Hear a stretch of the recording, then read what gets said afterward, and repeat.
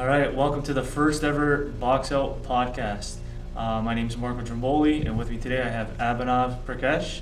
What's going on, Abz? Hey, I'm ready. You excited for this one? Absolutely. This has been in the making for a couple months now. Here That's we go, it. right? So quickly about myself is a former athlete, entrepreneur, now lead performance coach at BoxOut Performance. And the whole purpose of this podcast is we want to get as much education and content out there for the people to understand how important mental development is in life, not only sports, right? So that's what we're here for today. So I thought, it's the first episode. We bring in the reason why we're here, the man who started it. Thanks so much for having me, man. No problem, man. Tell us about yourself. Let the audience know about Abz. Yeah, absolutely. I'm a sports fanatic, performance enthusiast, dreamer. I have a million ideas that I'm always working on, but this is something that I'm very, very passionate about. And, I've dedicated my life and all my savings into this particular venture. It's important to me because, our society, we talk so much about mental health and mental wellness and the importance of all these things. And yet what I found after so many years of being around it, I used to work for the Toronto Raptors and Maple Leaf Sports. And, over there, these are people who are, their lives depend on being optimized and being the best version of themselves. And, I just see that there's an opportunity for all of us, like 99.9% of us, to be able to use some of those things if we knew about them that could help us live a better quality of life. And so, although my role here is president or CEO or co-founder, you could call it whatever, really what I look at my role as is our partnerships lead. Mm-hmm. And, I actually work for everybody on our team. I work for them, they don't work for me. And, what I'm really focused on is finding partnerships and finding quality organizations and people that are aligned in the same things that we find important. That's awesome, man. And when I first met you, I noticed those things in you. You had that drive, you had that motivation, and it was key. And that was a big part why I started to come here. Growing up, man, what was your goals, your ambitions? I know when you were a kid, wasn't I want to do this. Yeah. So what were the things growing up as a kid? Oh man, there's so many different things that I thought about, and I'm very. Some people call me crazy when it comes to the ideas. Think very outside of the box, and I think it's appropriate of the name. Part of why we named the company that. But growing up, I was always thinking of things kids think about, like being an astronaut or being a fireman or doing things that seem cool, working for the CIA, like you see in all the movies, right? To be a spy. I never saw that course offering anywhere, but I would have gone into that if I knew how to become a secret agent or a spy or something like that. But as I grew older, and especially after I moved to Canada from India when I was 7 years old, I really, really got obsessed with sports.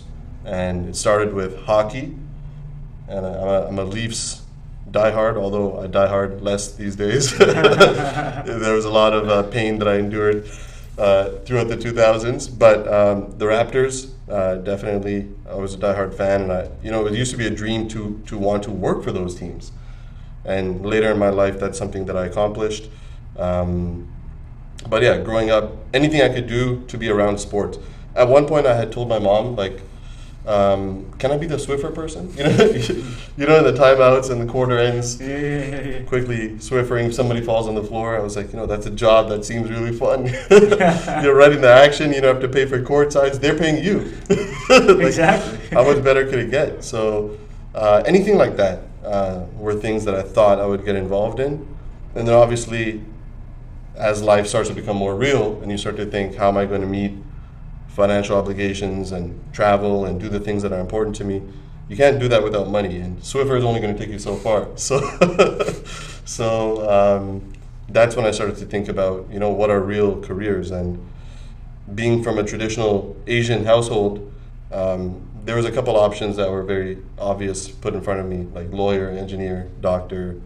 And they don't say that for fun, right? They say that because majority of people who fall into those careers end up having very stable, they have the things that they need and they can get the things that they want, and they have a higher quality of life than people in potentially other careers. But for me, it didn't speak to me. And burying my head in books for law or cutting things and seeing blood, I'm a little squeamish. So I realized after grade 11 dissections that biology wasn't for me. And then, shortly afterwards, I realized that, business is the way forward. That's what I have to do. And the thing about business is, at first, it used to seem so complicated. Like, what is business? How do you get into it? How do you start it? There's so many things you have to do. But once you learn more and more and more, you realize it's actually the simplest thing ever. Business is as simple as finding a solution to problems that people face. Mm-hmm. And if you can create a solution to that problem, you have a business. And then it's just about marketing it and growing it and that kind of stuff. So, I went on a little bit of a rant there, but I found out kind of through a lot of different experiences that I had that business was the way forward for me. And then if I could just find something that I was really passionate about, that I could put my, heart and soul behind, then I was dreaming. Because, they say entrepreneurs are the crazy people that would rather work 90 hours a week for themselves rather than 40 hours a week for somebody else. And so, I wanted to build something, not just for myself, but for our community here. No, and that's awesome. And a lot of it, I remember when I first mentioned, you were telling me that story, it's kind of similar to myself, actually. We were raised in a way, no fault to anybody, we're raised in a way what's other people's expectations instead of our own expectations. And then we started going, like you said, your family wanted you to become a lawyer, a doctor, all this kind of stuff. Mm-hmm. And you went your own path, no, I want to do this, right? Where the same thing with me was, we have a family business. Okay, that's what you're doing. You're going into construction. You're using your hands. You're doing all this kind of stuff. And I'm like, okay. I'm a young age. I'm like, okay. I was 15, 14, actually younger, to be honest. Summer vacations for me were going to the shop. At 10, 11 years old, I was going to the shop working hard labor and stuff like that, right? Not the beach. And as a kid, to be honest, I loved it because I didn't know better. I'm like, this is cool, right? Yep. You see that stuff. So for me, it was like, okay, I'll do this. But then, like I said, as I got older, it was more like, no, but this is not for me. And that's where, kind of like you, where I'm like, I want to do my own thing. I don't want to be a follower in a sense, right? I don't want people to kind of dictate my life. Mm-hmm. I want to dictate my own life and kind of have the same passion as you, I would say, to make a change and went my own route. And here we are today.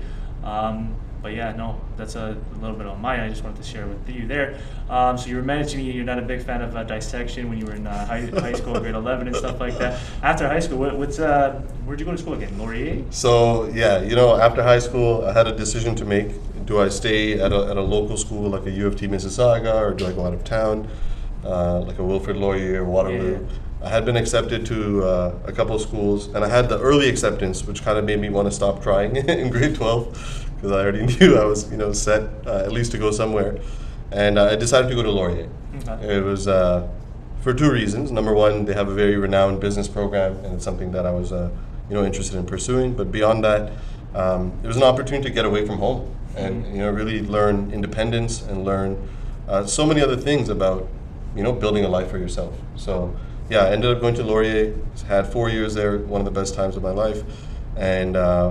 Following that, I got into the workforce. Mm-hmm. I worked as the coordinator in financial services for Sobeys head office. I did that for a year, and I'll just tell you up front, I'm not passionate about grocery.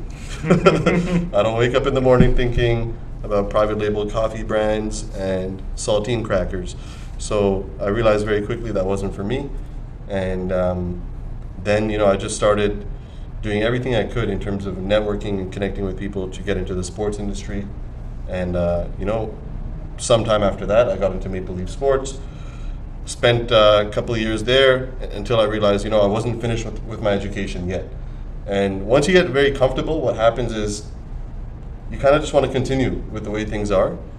But the more you do that, the less opportunity you have to go back to certain things. Like, you don't want to go back to school when you're 40 years old or 35 years old. Like, for me, it was like, get all my schooling done as early as I can so I can not only enjoy the rewards of that education, but also focus on bigger and better things in school when I'm older. So I ended up going back to Schulich, and I did a MBA for 1 year before I started BoxOut. Okay, very nice. That's awesome. Laurier, I didn't go to school there, but I've seen the party scene there. I'm not gonna lie.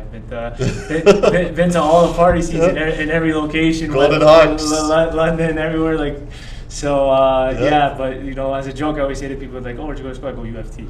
Which UFT? And UFT. Which campus?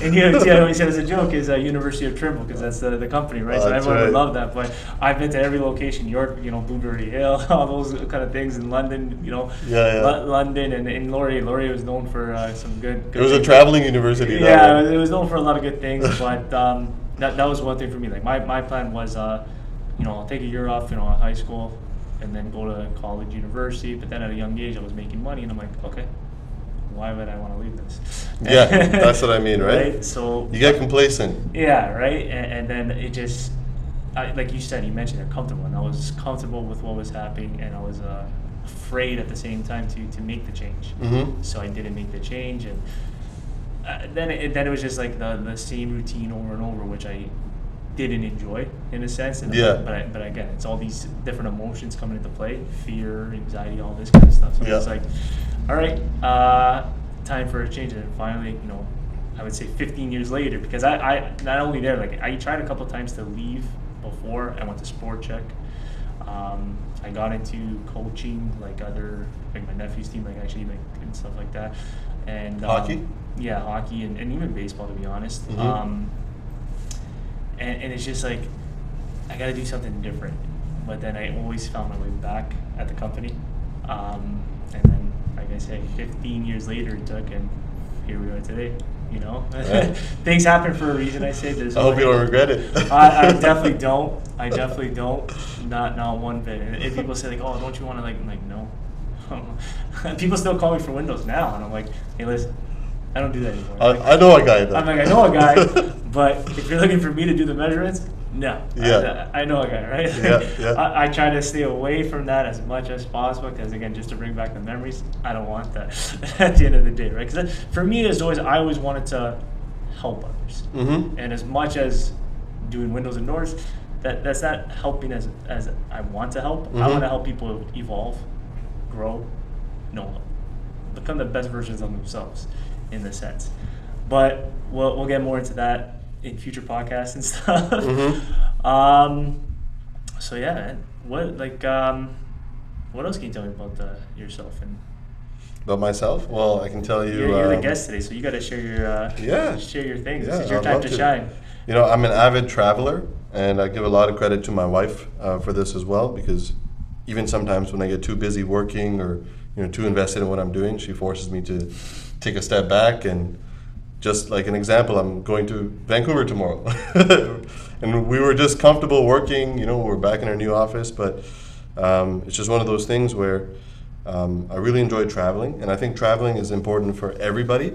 And I'll tell you why, actually, at least from my perspective. Mm-hmm. First of all, it takes courage to get outside of situations that you're comfortable with, right? Anybody can sit at home and continue to work and go to school and do the things that we're all doing.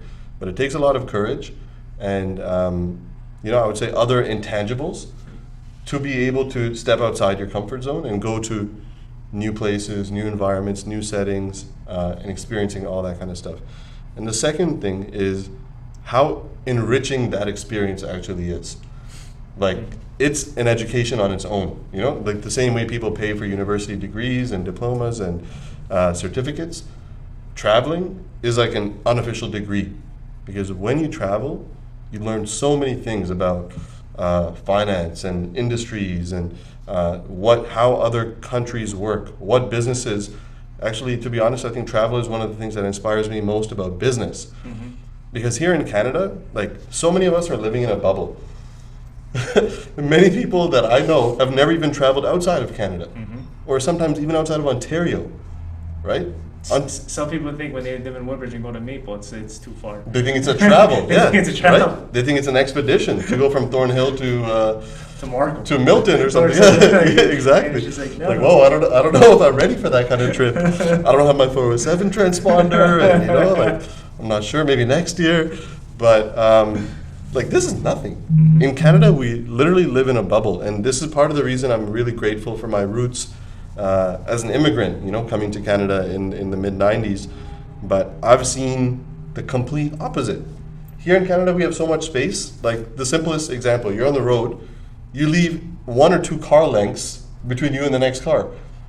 In India, there would be 6 cars in that space, right? They'll even be touching each other. They don't even mind if they get scratched because it's just too many people. In a country that's maybe 1/3 the size of Canada, they have 1.5 billion people. Oh, wow. And here, we have 30 million, maybe 35 million. So just taking the scale, right? Like 500 times more population in 1/3 the size. That's crazy. So the stuff that we're used to is absolute luxury, right? There's people, in my travels, I've been to roughly 30 countries now, everywhere from Cuba to Russia to Easter Island to Chile to India to, you know, almost every continent I've been to so far, except Africa, Antarctica, and Australia. I haven't done those 3 yet. But, you know, you go there and you see extreme poverty. You see extreme riches. You see extreme, the rainforest and culture, that stuff that people here might never even see except on the TV. So travel is something that's really important to me. Outside of travel, just helping people and, you know, just trying to be a good person. Because I believe in karma also. Mm-hmm. There's been a few times where I did something that I didn't have to do in order to be generous, just to be kind, just because I hope somebody else would do the same for me. Yeah. And every time it returns the favor. Like, life has a way of like working out and things happen. So those are the things I'm most passionate about. I also love video games, particularly any sports game, FIFA, Madden, 2K, NHL, and I get very, very competitive. I think you know this already. I was going to say, I know in our battles we have. I think you know this already. That's another thing I don't like to do is lose. Yeah, no. And I can also debate. If you want to argue, if you want to debate. You're the big, I would say, it is a part of your character. You're like a devil's advocate when it comes to certain things. And I couldn't believe that. Like, it didn't really think, and I was just like, you're doing this on purpose. I finally caught on and like, okay, he does this purposely now sometimes. But sometimes you don't, like, yes. Yeah, but sometimes you do a little bit. I'm like, and part of why I do that also is so my perspective can always evolve. Because if I challenge people, then either if they have a legit case, they can challenge me back. Yep. And that changes my perspective. Or they'll fold, right? Mm-hmm. And they'll say, actually, no, what you're saying makes sense. So I see all of those opportunities and conversations as a learning opportunity even for myself. And I feel like if I didn't say the opposite or didn't say the other side, our conversation wouldn't go deep enough to get to the real truth of what we're trying to get to. And to be honest, I think that's where I learned from you was, again, I always, like, the big thing is, like, I respect people, what they say, their opinion, but I feel like stating your perspective in a sense and always having that debate in a good way, in a healthy way, it just allows the people to see that in a different perspective themselves. Like, but like you say, if they don't have a good comeback, then they're like, okay, then yeah, you're right. Or if they do, then they'll always try to convince you they're right in a sense. Where I remember you always say, it's not about the convincing, it's about the educating, it's about the talking, it's about the just going back and forth in conversation and learning from that. And I was like, I got to give you credit on that one. I don't like to give you credit as much, but I got to give you credit as much as possible on that one because you did help me with that with a lot of people too. So I'll give you kudos where it's due. It's okay. I have my areas of opportunity too, and I don't want to. I'll get into it when you ask me to. But I'm gonna start calling you after you just told me about your traveling journey over there. I'm gonna start calling you Mr. Worldwide. That's great. So Australia is one of the ones. So I have that on you because I've been to Australia. So okay. I actually got family there, so I've been there a couple of times. Don't motivate me, man. Oh man, if that's one thing, that's definitely something you gotta go. It's beautiful. All right. It's so beautiful. We gotta do a BoxOut trip over there. Let's do it. Next team retreat. Next team retreat. So when BoxOut first started, when you first started BoxOut, it was known more for the combine. Yeah. Right. What made you, or why did you want to transition it to mental development? It's actually really funny you say that because I don't think about those days too much anymore. Yeah. But the same conversations we're having now, we used to have back in the day with our founding team and our management team, and it was, how do we get people to care about their eyes and their brains and their characters and their personalities and their mindsets? It's like, how do you get them to care about it? It's not on TV. You don't see it anywhere. You don't hear about it. You don't read about it. But what was sexy? Well, if you think about it, every year the NBA draft is televised. The NFL draft is televised. Every single person at least knows what a combine or a draft is. Mm-hmm. And in general, we found that when we were talking to youth athletes and people at the grassroots level, they had no clue about themselves. Because in our societies, we're not really taking those measurements. There's only a handful of people that are out there actually testing speed or strength or agility or vertical, which are important, and nobody was doing it. And so that's the first thing that we noticed. The second thing was on the mental side, nobody was doing it. Nobody was even talking about it, right? So when we first started approaching people and saying, hey, we can help you. Did you know performance is 90% mental? Most people don't even know that. To be honest, when you told me that I remember when I walked in for the first time and you said that, I'm like, what do you mean? It's so counterintuitive to everything we've ever learned, right? Going through school, going through even our parents, because they didn't know. Mm-hmm. But like our childhoods and everything, no one ever told us at any point, as much as you focus on phys ed and working out and taking care of your body, you should focus 9 times more on your mental side, because that's how much of what you do, whether it's studying or working or playing a sport, that's how much of performance is mental. And so when we started telling people, it didn't resonate. Mm-hmm. People were like, okay, cool, very interesting, thanks. And then no follow through, nothing going on because they didn't get it.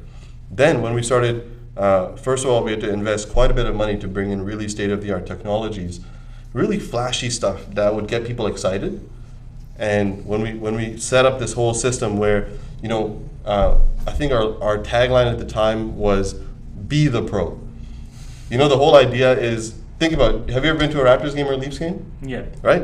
How much is the average ticket?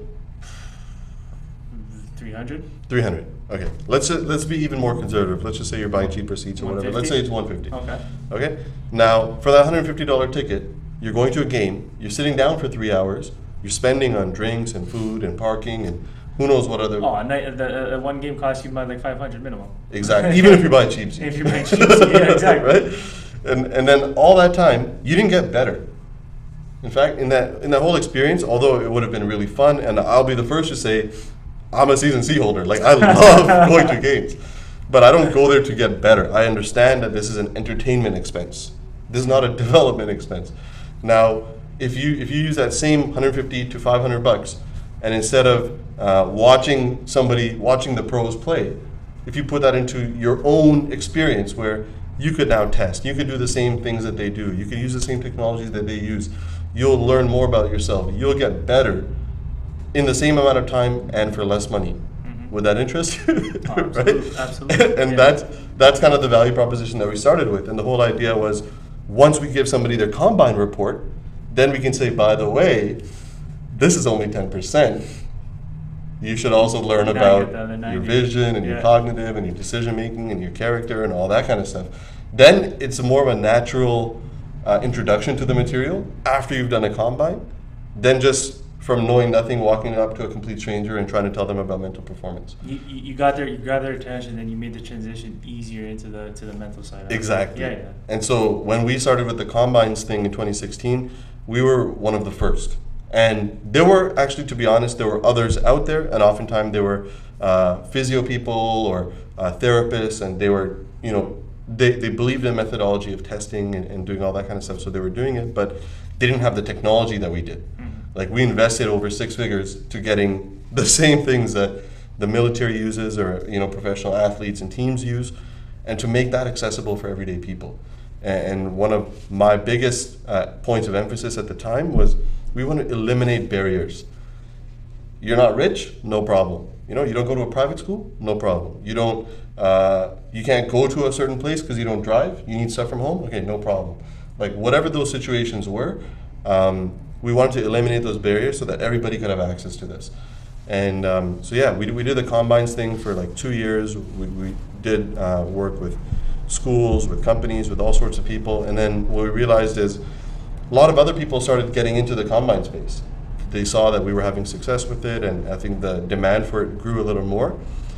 And we started to realize that, market was getting a little saturated, and it wasn't our main, although we were using it as a stepping stone. Mm-hmm. The reason we did combines is not because we wanted to offer combines. The reason we offered combines is because we wanted to be a stepping stone into everything else. Want to get their foot in the door. Because they understood combines, and we can introduce them to the rest from there. And then once we realized that, a lot more people are doing combines, a lot more people understand it, we realized we didn't need to do it anymore. Because now the understanding is there, and now you can actually watch TSN or Sportsnet or something, and you'll see documentaries about people talking about mental performance. Absolutely. Doing cognitive training and neuroscience and all the different kinds of things that people are talking about now. They weren't doing that 4 years ago. Well, sorry, just to cut you No, off. Even yeah. the other day, maybe a month ago, when I sent you the thing on Instagram Mm-hmm.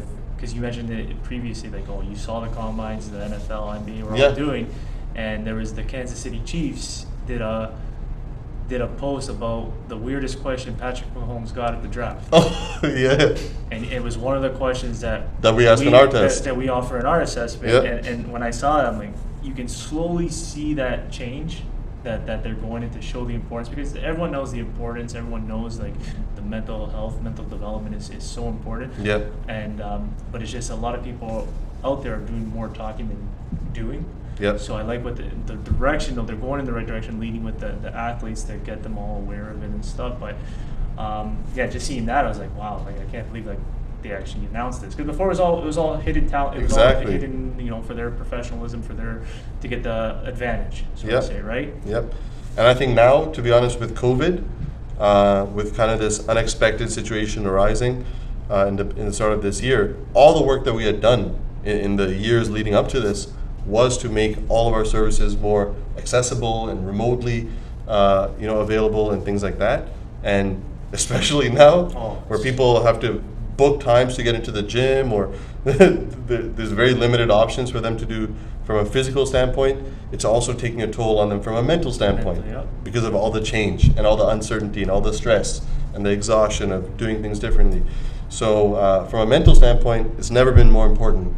And we feel like we're in a very good position now, right? The conversations that we're having with our clients every day, people are getting it now. Yeah, and I think this change is happening earlier than we anticipated because of this pandemic. Exactly, I was gonna say, like, for most people, COVID, like for us too at the same time, but for us, we were more fortunate in a sense, right? Because, like you mentioned, more people were understanding, were coming to us, and like you mentioned at the very beginning, that comfort level. Yeah. Everyone was comfortable with what they were doing before. Now it's like adapting to everything, dealing with the pressure, the anxiety, all this kind of stuff. Yep. Some people lost their jobs, but no, it was definitely the COVID. Like, it's unfortunate it's happening, but for us, people are starting to learn more because of the education. Yeah. So I like the way we went there with that. All right. So yeah. Man, this has been a lot of fun. We got to do it again. It was huge, man. I'm not gonna lie. This was nerve-wracking a little bit at the beginning, but it transitioned well. But yeah, thanks for coming, man. I know you're a busy guy, Mr. Worldwide. Actually, leaving for another vacation. But I think what the point across we're trying to get is for future is more education, more informed information for these individuals, or everyone out there, parents, teachers, coaches, athletes, even doctors, I would say, just to show them the mental side, mental development, what we do at BoxOut. Like, we didn't get that much into it, but that's gonna be, we can't show our hand all in the just first the tip of episode, the iceberg right? today. The little tip, exactly. Yeah. So I want to thank you again for coming out. Appreciate it, man. No, absolutely. Anytime, anything I can do to help, I'm always going to be here for you guys. All I'll say is, at BoxOut, we don't care at all about selling you, convincing you, getting you to change what you're doing or doing anything differently.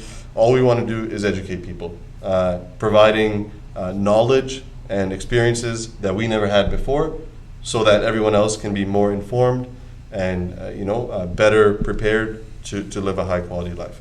And I can't wait to see the future podcasts. How many of these are we going to be doing? So we're going to be doing two a week, and then Okay. we're going to have guests, like people like former clients, and even like ambassadors in a sense Yep. too, right? As well as within the team. That's going to be great. And everything's going to be uploaded to our YouTube channel at BoxOut Performance there on YouTube. So no, it's exciting. Something, like I said, we've been talking for a long time, but finally, put it to action.